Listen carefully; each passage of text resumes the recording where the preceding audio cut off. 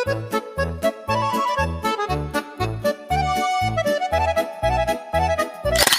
है बेटे, आज का जो नया चैप्टर है इसका नाम है काइनेटिक थ्योरी ऑफ गैस।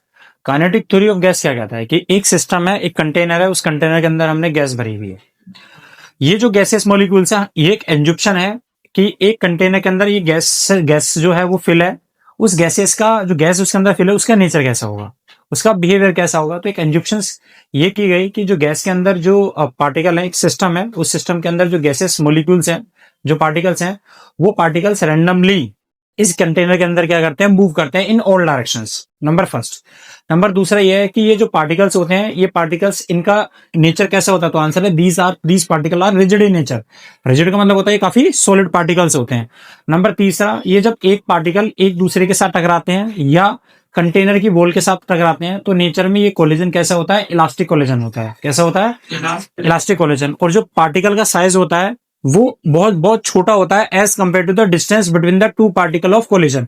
एक पार्टिकल दूसरे पार्टिकल से टकराता है तो उनके टकराने वाला डिस्टेंस काफी बड़ा होता है as compare to size of particle से। नंबर तीसरी बात कि ये जो पार्टिकल्स हैं इस कंटेनर के अंदर जब भी मूव करते चले जाते हैं, इस कंटेनर की वॉल के साथ जाके टकराता है, वहां पे टाइम ज्यादा लगता है as compare to the collision between the two particles. अंदर ये पार्टिकल कंटिन्यू एक दूसरे के साथ कोलाइड करते रहते हैं और नेचर में जब कोलिजन होता है तो उसके कोलिजन से क्या बढ़ता है, टेम्परेचर। क्या बढ़ता है, प्रेशर। तो इसमें जैसे जैसे पार्टिकल एक दूसरे के साथ टकराते रहते हैं तो उनके कोलिजन से इसमें टेम्परेचर इंक्रीज होता चला जाता है, उसका प्रेशर इंक्रीज होता चला जाता है। अब ये प्रेशर होता कितना है, ये प्रेशर हमें कैलकुलेट करना है। तो देखो जी, इसमें काइनेटिक थ्योरी ऑफ गैस में सबसे पहले हमें एक्सप्रेशन निकालना है कि इसका pressure exerted by the gases molecules. एक कंटेनर है, उसके अंदर गैसेस मॉलिक्यूल्स भरे हुए हैं।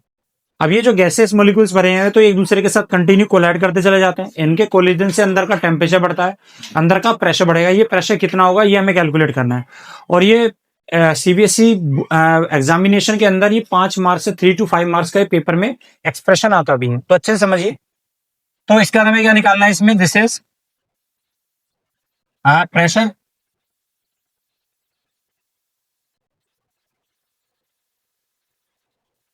exerted by the gaseous molecules।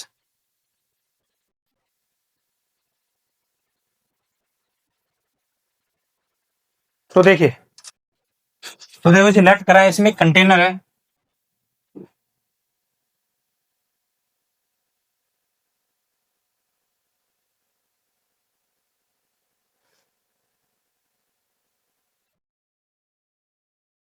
इस कंटेनर कुछ ना कुछ साइज होगा, this is suppose to be a. और इस कंटेनर के अंदर लार्ज नंबर ऑफ पार्टिकल्स हैं। कोई भी एक पार्टिकल कंसीडर कर लिया, कोई एक पार्टिकल है, ये पार्टिकल यहाँ से एक्स डायरेक्शन में मूव करेगा, वाई में भी मूव करेगा और जेड डायरेक्शन में मूव करेगा। एक्स डायरेक्शन में जो मूव कर रहा है उसकी वेलोसिटी कितनी है, x1। और वाई डायरेक्शन में जा रहा है उसकी वेलोसिटी कितनी है, y1। और जेड में वेलोसिटी कितनी है, z1। इसी तरह से इसके अंदर n पार्टिकल्स हैं, तो ये n पार्टिकल्स है तो x n पार्टिकल इस डायरेक्शन में चलेगा तो कितनी वेलोसिटी चलेगा, xn। y में yn और z में चलेगा तो zn। ये क्या उनकी कंपोनेंट वेलोसिटीज है, क्या है, कंपोनेंट वेलोसिटी। और ये जो पार्टिकल यहाँ पे चल रहा है, इस सब ये पार्टिकल अगर तीनों डायरेक्शन में चल रहा है तो इसकी कुछ ना कुछ रिजल्टेंट वेलोसिटी भी होगी। तो c1 क्या है, उसकी रिजल्टेंट वेलोसिटी। इस तरह से n पार्टिकल है तो n पार्टिकल की रिजल्टेंट वेलोसिटी कितनी है, cn। ये बात समझ में आई। तो यहाँ पर अगर मैं बात करूं कि इस क्यूब का जो ये साइज है वो कितना है, a है। The size of cube this is suppose to be a. तो इसका वॉल्यूम कितना होगा, वॉल्यूम। तो वॉल्यूम का फार्मूला में पता है a की पावर 3 होता है। ये बात समझ में। अब इसके अंदर कोई भी हमने एक पार्टिकल कंसीडर कर लिया, ये वाला एक पार्टिकल है, ये पार्टिकल एक्स में मूव करेगा, वाई में मूव करेगा और जेड में मूव करेगा। तो इस पार्टिकल की ये जो रिजल्टेंट वेलोसिटी है c1। तो अगर बात करूं c1, c2 और cn, ये क्या है उसकी रिजल्टेंट वेलोसिटी है। क्या बेटे, रिजल्टेंट वेलोसिटीज है। एंड x1 y1 z1 और xn yn और zn क्या है उसकी कंपोनेंट वेलोसिटीज। तो अगर मुझे रिजल्टेंट वेलोसिटी निकालनी है तो दो का तो हमने रिजल्ट निकाला हुआ है। अगर मेरे पास ये कंपोनेंट x है और ये y है और मुझे इसका रिजल्टेंट निकालना है तो हम आसानी से निकाल लेते थे। R square is equal to कितना, x square plus y square. इसी तरह से अगर मेरे पास 3 कंपोनेंट है तो उसका रिजल्टेंट कितना बनेगा, तो आंसर है c1 का square is equal to x1 का स्क्वायर प्लस y1 का स्क्वायर प्लस z1 का स्क्वायर। दो को सोल्व करके हम क्या करते हैं, तीसरे के साथ निकाल लेते हैं। ये हम लोगों ने पहले भी निकाल रखा है। अब इसमें एक बात मुझे बताइए कि ये क्या है C1 रिजल्टेंट वेलोसिटी है किसकी A1 पार्टिकल, यहाँ पे कोई पार्टिकल होगा, इस पार्टिकल का नाम कितना डाल दिया A1, और ये पार्टिकल कितना A1, तो A1 पार्टिकल की रिजल्टेंट वेलोसिटी इतनी है, और ये क्या है उसकी कंपोनेंट वेलोसिटी, तो कंपोनेंट वेलोसिटी किसके इक्वल है, उसके रिजल्टेंट वेलोसिटी के इक्वल है। इसी तरह से n पार्टिकल की अगर वेलोसिटी की बात करूं तो Cn का square is equal to xn का स्क्वायर प्लस yn का स्क्वायर, ये तो यार बेटे, और कितना आ गया Zn का स्क्वायर हो गया। This is equation number first and this is equation number second. अब किसी एक पार्टिकल के बारे में सोचिए, ये एक पार्टिकल है, सपोज टू भी अगर ये पार्टिकल है तो ये पार्टिकल क्या करेगा, यहां से चल के जाता है, this is A B C और D। तो ये एक पार्टिकल के बारे में सोचो, ये A1 पार्टिकल है और ये x डायरेक्शन में मूव कर रहा है, इस डायरेक्शन में मूव कर रहा है, तो कंटेनर की वॉल के साथ जाकर टकराएगा। तो जब कंटेनर की वॉल के साथ जाकर टकराएगा तो ये क्या करेगा, पार्टिकल कंटेनर की वॉल पे एक मोमेंटम ट्रांसफर करेगा, और मोमेंटम कितना होता है, मास इनटू वेलोसिटी। तो momentum transfer by the particle on the wall of container वो कितना होगा, momentum transfer bye particle on the wall of container, कितना मोमेंटम ट्रांसफर करेगा भाई, तो मास, मोमेंटम का फार्मूला था मास इनटू वेलोसिटी, तो मास m है और वेलोसिटी कितनी है इसकी x1 x डायरेक्शन में। इसी तरह से जब वो इससे टकराएगा तो टकराने के बाद ये वॉल इस पार्टिकल को मोमेंटम ट्रांसफर करेगी। अभी किसने ट्रांसफर करा मोमेंटम, पार्टिकल ने वॉल को, लेकिन जब वो टकरा के रिबाउंस होकर वापस आएगा तो कौन मोमेंटम ट्रांसफर करेगा, वॉल पे। Then the momentum transfer by the wall on the particle, तो ये मोमेंटम कितना होगा, तो आंसर है उल्टे डायरेक्शन में जा रहा है ना, तो m x माइनस में हो जाएगा। अब इसका मोमेंटम कितना चेंज हुआ, नाउ आ रहा है भाई, now the momentum, now the change in momentum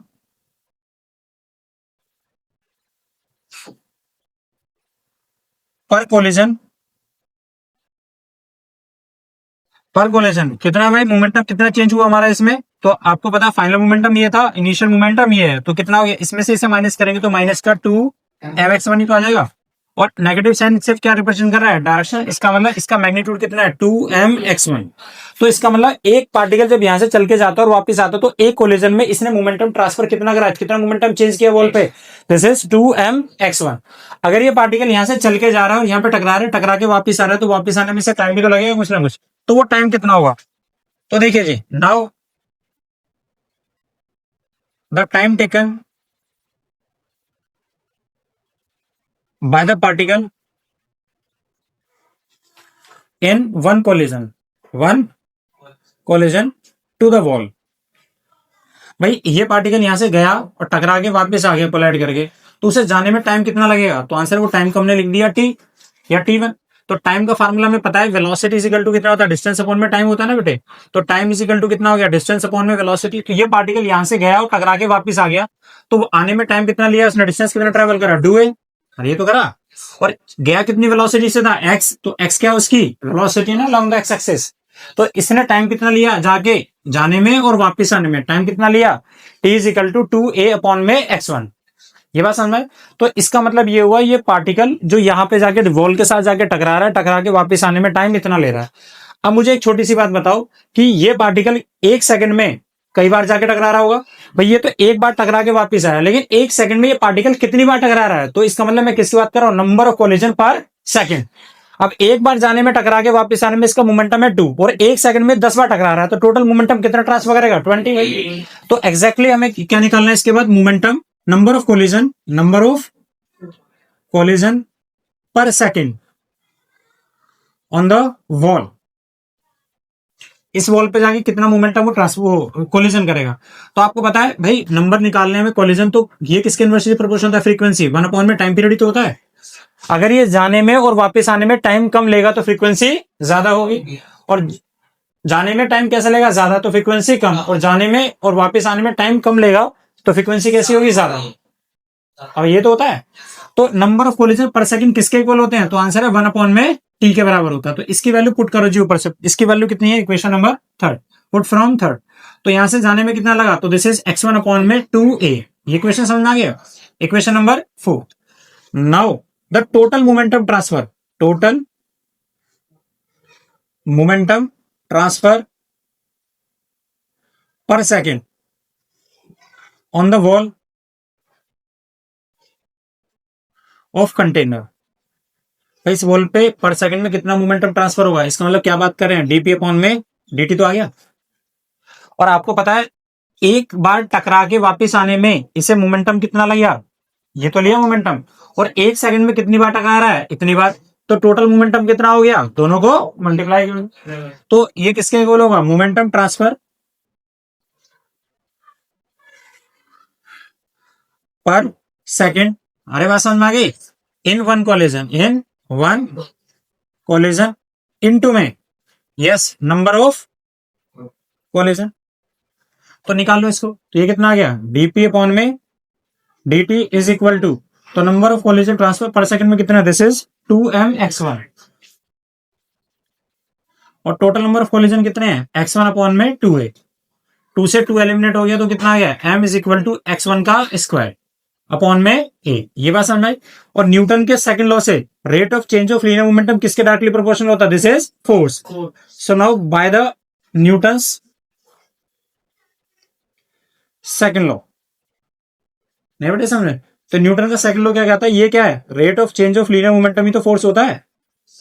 तो ये फोर्स लगी कितनी, तो आंसर है mx1 का स्क्वायर अपॉन में a। नहीं है समझ में। अगर ये पार्टिकल यहां पर एक सेकंड में, ये पार्टिकल इस कंटेनर की वॉल पे टोटल फोर्स कितनी लगा रहा है, इतनी लगा रहा है, तो इसका मतलब पर यूनिट एरिया पे भी तो फोर्स लगा रहा है, दिस इज कॉल्ड क्या, प्रेशर। तो ये एक सिंगल पार्टिकल एक सेकंड में इतनी फोर्स लगा रहा है, तो प्रेशर कितना लगा रहा होगा, then the pressure exerted on the wall of container। भाई कितनी फोर्स लगेगी वॉल पे, शाबाश बोलना शुरू करो।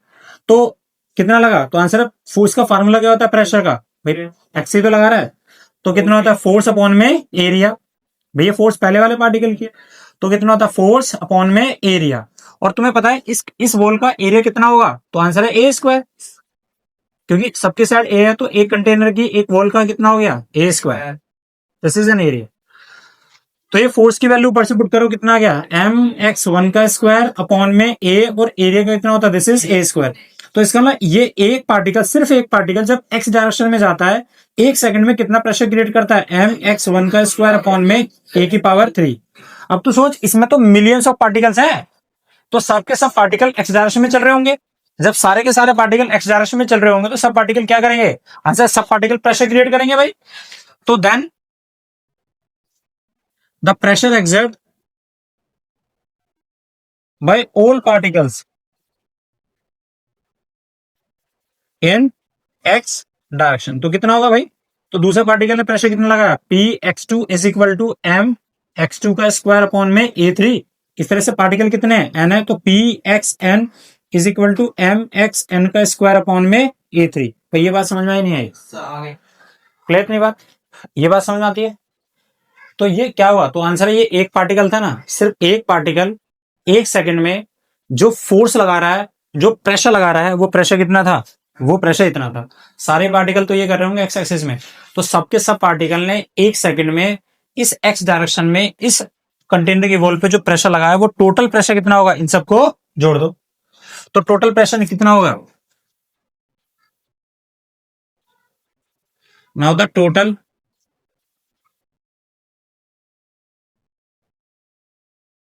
exerted on the wall of container. तो भैया कैसे निकालेंगे, तो टोटल प्रेशर एक्स एक्सिस में कितना हो गया, px1 प्लस px2, और कितना आ गया pxn, ये तो आएगा। उसके बाद अब ये प्रेशर है कितना, तो हम निकाल सकते हैं। देखिए अब इसकी वैल्यू पुट कर दो जी, पुट फ्रॉम इक्वेशन 5th, और 5th से पुट करेंगे तो px is equal to px1 कितना अपने पास, m x1 का स्क्वायर अपॉन में a की पावर 3, इस तरह से m x2 का स्क्वायर अपॉन में a की पावर 3, ऐसे ही m x n का स्क्वायर अपॉन में a की पावर 3। इसमें से कॉमन क्या आ गया, m अपॉन में a की पावर 3 कॉमन नहीं आ गया, तो x1 का स्क्वायर प्लस x2 का स्क्वायर प्लस xn का स्क्वायर। ये बात समझ में आई, दिस इज px, और इसे इक्वेशन नंबर डाल दिया हमने, इक्वेशन नंबर 6। इसी तरह से सारे के सारे पार्टिकल भी तो काम कर रहे होंगे, इसी तरह से सारे के सारे पार्टिकल क्या कर रहे होंगे, वाई में भी जा रहे होंगे और जेड में भी जा रहे होंगे। तो जितने भी सारे के सारे पार्टिकल थे एक सेकंड में कंटेनर की वॉल पे एक्स डायरेक्शन में जो प्रेशर लगा रहे थे वो था, ऐसे ही वाई में भी एक सेकंड में लगा रहे होंगे और जेड में भी लगा रहे होंगे। तो इसको सिमिलरली लिख सकते हैं। Now similarly the pressure along Y and Z axes. तो प्रेशर वाई एक्सिस में कितना होगा भाई, P Y is equal to M upon में ए की पावर 3, और वाई एक्सिस में कितना था, वाई वन की वेलोसिटी, अरे वाई टू और कितना आ गया, वाई एन, ये आ गया equation number 7। Similarly z axis में p z is equal to M upon में ए की पावर 3 जेड वन का स्क्वायर प्लस जेड टू का स्क्वायर प्लस जेड एन का स्क्वायर। नहीं आया समझ में, ये तो है। तो टोटल प्रेशर कितना आ गया, टोटल प्रेशर नहीं आया बेटे, एक्सर्टेड, तीनों को जोड़ दो तो P X plus P Y plus P Z, और पुट करो, पुट फ्रॉम 6, 7 एंड 8। यहां से पुट करोगे तो टोटल प्रेशर कितना आ गया,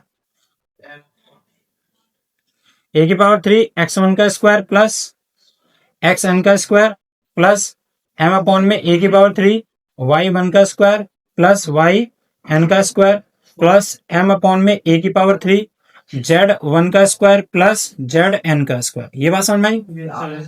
इन सब में से क्या कॉमन आ गया, एम अपॉन में ए की पावर 3 कॉमन आ गया। तो यहाँ पे क्या लिख सकते हैं, एक्स वन का स्क्वायर प्लस एक्स एन का स्क्वायर, फिर प्लस में वाई वन का स्क्वायर प्लस वाई एन का स्क्वायर, फिर प्लस जेड वन का स्क्वायर, फिर प्लस जेड एन का स्क्वायर। ये बात समझ में आती है। ये जो प्रेशर है इसको एम अपॉन में ए की पावर 3 है ना, इसको ऐसे लिख सकता हूं मैं, एक्स वन का स्क्वायर इधर से वाई वन लिख दिया, वाई वन का स्क्वायर उधर से जेड लिख दिया, क्योंकि समी तो हो रहा है। ऐसे कर करके हमने कितना लिख दिया, एक्स एन का स्क्वायर प्लस वाई एन का स्क्वायर प्लस जेड एन का स्क्वायर। कुछ दिक्कत आई नहीं, वैसे बात समझ, ये बात समझ में। अब एक बात देखो, इसमें हमने तीनों के तीनों प्रेशर को ऐसे जोड़ दिया। अब इसमें एक बात आप डायरेक्ट ले सकते हैं या इसको हमें 1/3 कर सकते हैं। देखो जरा, सो वी नो दैट, हमें एक बात पता होता है, यहीं पे लिख सकते हैं कि एक सिस्टम के अंदर, एक कंटेनर के अंदर जो गैसेस मॉलिक्यूल्स हैं वो सब एक दूसरे से टकरा रहे हैं, तो टकराने से सबका टेम्परेचर तो एक बराबर राइज होगा, चाहे वो एक्स में टकराए या वाई में या जेड में। जब सबका टेम्परेचर एक बराबर होगा तो टेम्परेचर भी बराबर है। क्या उन पार्टिकल्स की डेंसिटी कहीं बदली, डेंसिटी भी सब पार्टिकल की उतनी है। तो सबके जो जितने भी पार्टिकल हैं, चाहे वो एक्स में प्रेशर लगाए, वाई में लगाए, जेड में लगाए, सबका प्रेशर कैसा होगा, सेम होता है। नहीं बेटे समझ, प्रेशर क्या होगा, जब टेम्परेचर बराबर होगा तो प्रेशर सबका कैसा होगा, सेम ही तो होगा। तो आप यहाँ पर लिख सकते हैं directly, so we know that pressure X axis में, प्रेशर वाई एक्सिस में और प्रेशर जेड एक्सिस में सब जगह कैसा रहता है गुड़िया, सेम। और इस प्रेशर को हमने कितना मान लिया, पी। तो अगर मैं सब प्रेशर को यहाँ पे जोड़ूंगा तो ये टोटल प्रेशर कितना हो जाएगा, 3 पी नहीं हो जाएगा, नहीं है भाई समझ में। तो ये टोटल प्रेशर कितना हो गया, दिस इज 3 पी। इसको बाद में करने से पहले अभी कर लो इसको। और ये क्यों हुआ है, because the density of all gaseous molecules, density of all gaseous molecules remain same। तो प्रेशर सब जगह बराबर होगा। अब यहां पर एक बात देखिए, ये समझ में आ गया। ऐसा लगा इसकी वैल्यू हम लोगों ने लिख रखी है पहले से, ये वाली वैल्यू कितनी है हमारी, तो आंसर है एक्स वन का स्क्वायर प्लस वाई वन का स्क्वायर जेड स्क्वायर। हम C1 नहीं ले सकते, और एक्स वन का स्क्वायर प्लस वाई वन का स्क्वायर जेड है, ये कंपोनेंट वेलोसिटी किसके इक्वल है, रिजल्टेंट वेलोसिटी के स्क्वायर के बराबर। तो आ जाएगा, तो कितना आ गया, 3p is equal to m upon में ए की पावर 3, और ये कितना आ गया यहाँ से, C1 का स्क्वायर, इस तरह से C2 का स्क्वायर, और कितना आ गया प्लस Cn का स्क्वायर। कितनी बात समझ में। इसी तरह से अगर मैं यहां पर बात करूं तो 3p इज इक्वल टू, ये किसके इक्वल आ गया भाई, m अपॉन में ए की पावर कितना है 3, ये कितना है C1 का स्क्वायर, C2 का स्क्वायर और प्लस Cn का स्क्वायर। ये बात समझ में आई। अगर मैं इस सारे की सारी क्वांटिटी को अगर n से मल्टीप्लाई कर दूं, किससे मल्टीप्लाई कर दूं, n से, n क्या, नंबर ऑफ पार्टिकल्स, क्या बेटे, नंबर ऑफ पार्टिकल, और यहां से n से मैं डिवाइड कर दूं, कोई फर्क पड़ा। तो तू सोच, एक कंटेनर के अंदर n पार्टिकल्स हैं, कितने पार्टिकल्स हैं, n पार्टिकल्स हैं, एक पार्टिकल का मास m है, तो टोटल गैस का मास कितना होगा, m इंटू है, नहीं है बात समझ मेरे बात। तो कैपिटल एक पार्टिकल का मास स्मॉल एम है और total number of particle small है, तो टोटल गैस का मास कितना होगा, एम ही तो होगा। तो मैं यहाँ पे 3p is equal to M into मैं इनको क्या लिख सकता हूँ, टोटल मास, और इस p को मैं चाहूं तो नीचे लिख सकता हूं यहाँ पर, दिस इज 1/3, और a की पावर 3 को वी कैन राइट वॉल्यूम, और ये कितना हो गया यहाँ पर, तो C1 का स्क्वायर प्लस C2 का स्क्वायर प्लस Cn का स्क्वायर अपॉन में नहीं आ गया। इस क्वांटिटी को हम क्या बोलते हैं, मीन। अरे किसका मीन है, तो आंसर है this is the square mean value of their velocity. नहीं है बात समझ में?